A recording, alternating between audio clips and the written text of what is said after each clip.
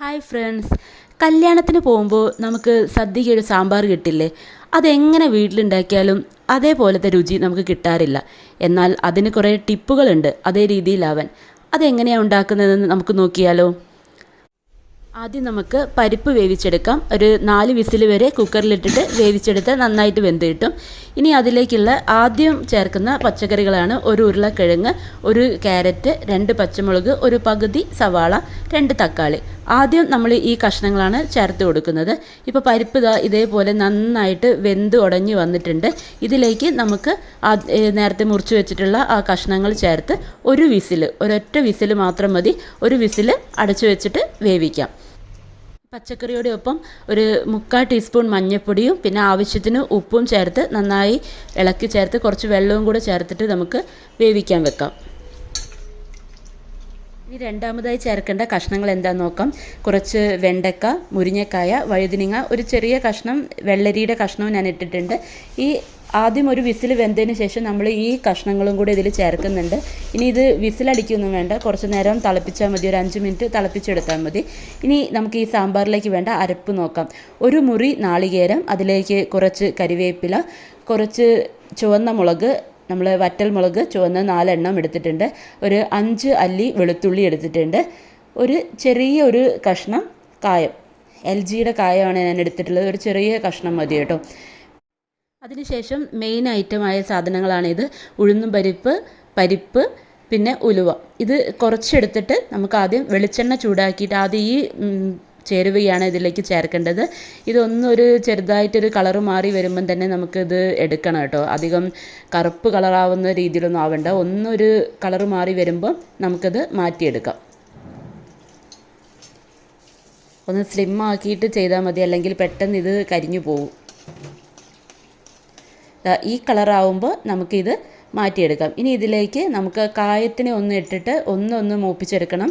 അതിനുശേഷം നമുക്കിതിൻ്റെ കൂടെ തന്നെ നാളികേരം ചേർക്കാവുന്നതാണ്.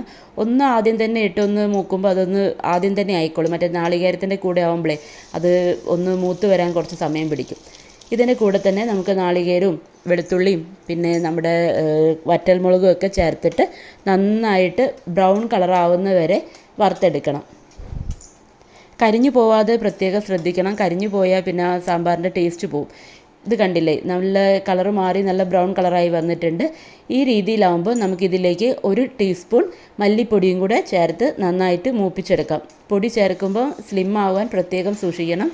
കരിഞ്ഞു പോയാൽ ടേസ്റ്റ് ആകെ മാറിപ്പോവും. നമുക്ക് വിചാരിച്ച ടേസ്റ്റ് ഇതിന് കിട്ടില്ല. ഇപ്പോൾ നമ്മുടെ അരപ്പിൻ്റെ സാധനങ്ങളൊക്കെ റെഡി ആയിട്ടുണ്ട്. കായൊക്കെ നന്നായിട്ട് മൂത്ത് വന്നിട്ടുണ്ട്. ഇതിലേക്ക് നമ്മൾ നേരത്തെ ആദ്യം വറുത്തെടുത്തതും കൂടെ ചേർത്ത് നമുക്ക് അരച്ചെടുക്കാൻ നോക്കാം. അരച്ചെടുക്കുമ്പോൾ മിക്സിയിൽ നമ്മൾ അരച്ചെടുക്കുമ്പോൾ നമുക്ക് ആദ്യം അതിലേക്ക് 3 ടീസ്പൂൺ സാമ്പാർ പൊടി ചേർത്ത് കൊടുക്കണം. ഈ സാമ്പാർ പൊടിയും കൂടെ ചേർത്തിട്ടാണ് നമ്മൾ അരച്ചെടുക്കുന്നത്. മറ്റേ കറിയിലേക്ക് ഇടുന്നില്ല, അരപ്പിലാണ് ഇത് ചേർത്ത് കൊടുക്കുന്നത്.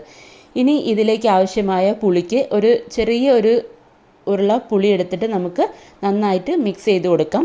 നമ്മുടെ പച്ചക്കറിയൊക്കെ ഇപ്പോൾ വെന്ത് വന്നിട്ടുണ്ട്. അതിലേക്ക് നമുക്ക് ഈ പുളിവെള്ളം ചേർത്ത് കൊടുക്കാം. പുളിവെള്ളം ചേർത്ത് ഒന്ന് സാമ്പാർ തിളച്ച് വരുമ്പം തന്നെ നമുക്ക് നമ്മുടെ അരപ്പും കൂടെ ഇതിലേക്ക് ചേർത്ത് കൊടുക്കാവുന്നതാണ്.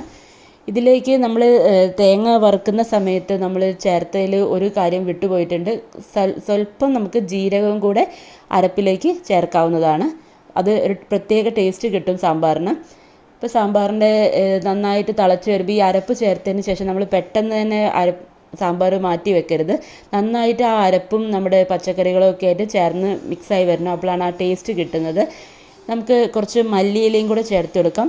പിന്നെ ഇതിൻ്റെ വേറൊരു ടിപ്പാണ് നമ്മുടെ നെയ്യ്. കുറച്ച് നെയ്യ് ഒഴിച്ചു കൊടുത്താൽ മതി, കുറേ ഒന്നും ഒഴിക്കേണ്ട. കുറച്ച് നെയ്യ് ഒഴിച്ചു കൊടുത്ത് നമുക്കെടുക്കാം. ഇപ്പോൾ കറി മാറ്റി വെച്ചിട്ട് നമുക്ക് അതിലേക്കുള്ള വറവ് എന്താണെന്ന് നോക്കാം. കുറച്ച് വെളിച്ചെണ്ണ എടുത്ത് അതിലേക്ക് കടുക്, മുളക്, പിന്നെ കരിവേപ്പിലയൊന്ന് ഇട്ടിട്ട് നമുക്ക് താളിച്ചെടുക്കാം.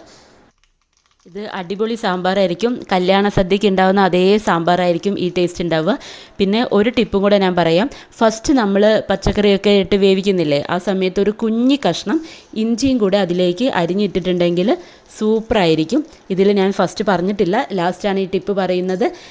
ഇതേപോലെ സാമ്പാർ ഉണ്ടാക്കിയാൽ പിന്നെ ഒരിക്കലും നിങ്ങൾ പറയില്ല കല്യാണ സാമ്പാർ നിങ്ങൾക്ക് ഉണ്ടാക്കാൻ പറ്റിയിട്ടില്ല എന്ന്.